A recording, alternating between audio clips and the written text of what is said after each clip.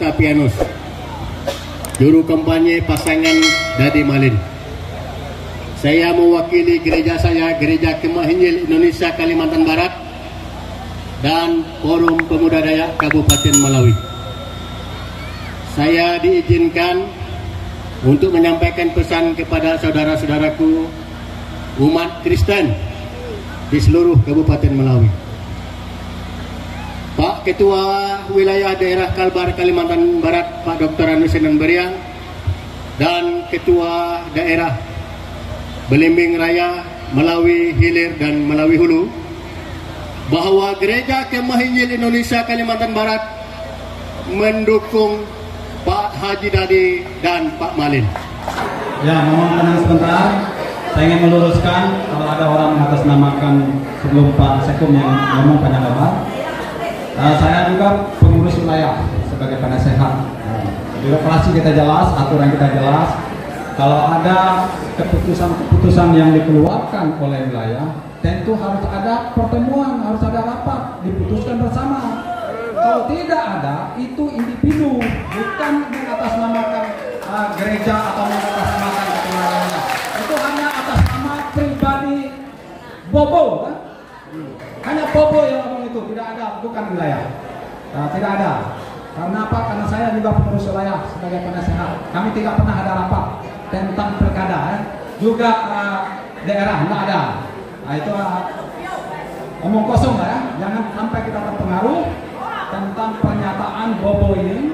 Ini hanyalah kepentingan, kebutuhan atau pendapat pribadi dan bukan Gereja Kemah Injil wilayah 2 Kalimantan Barat. Terima kasih.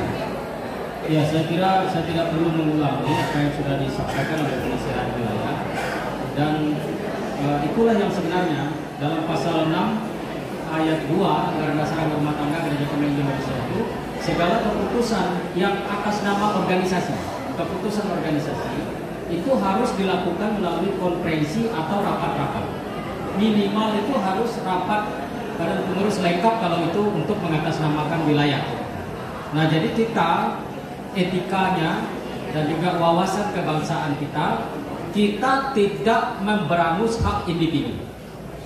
Silakan, itu individu. Tetapi kita tidak bisa mentolerir untuk atas nama lembaga.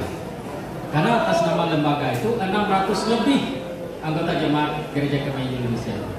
Kalaupun misalnya individu pengurus tertentu, misalnya sudah mendeklarasikan dukungan dan segala macam itu adalah kehadiran individu tersebut di dalam deklarasi, bukan deklarasi gereja, bukan.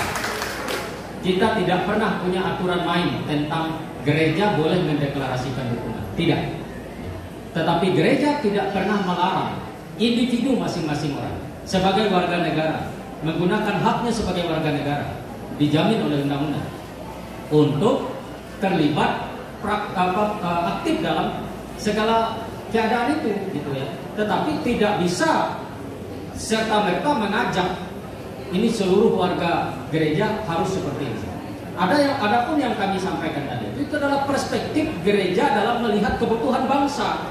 Perspektif gereja dalam melihat kebutuhan bangsa, gereja adalah harus menjadi bagian terpenting dari negara ini, mendidik warga negaranya dalam berbagai bidang hidup dan mempersiapkan warga gereja untuk menjadi orang-orang yang berkontribusi besar bagi bangsa dan negara ini. Soal mekanisme kita serahkan kepada kedaulatan rakyat. Rakyatlah yang menentukan semuanya itu.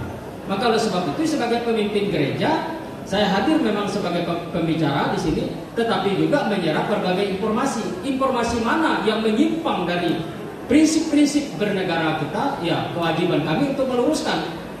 Ya, tapi hak kami secara pribadi tetap punya hak individu sesuai dengan apa yang kita lihat kepentingan dan kebutuhan dalam kita bergereja dan dalam konteks berbangsa dan bernegara.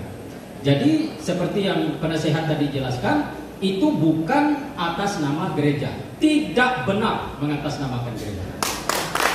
Siapapun, walaupun ketua sekalipun, tidak benar mengatasnamakan gereja. Tapi menyampaikan keyakinan pribadi tentang sosok individu seseorang, itu hak individu, bukan bagian daripada kebijakan organisasi gereja. Itu, makasih.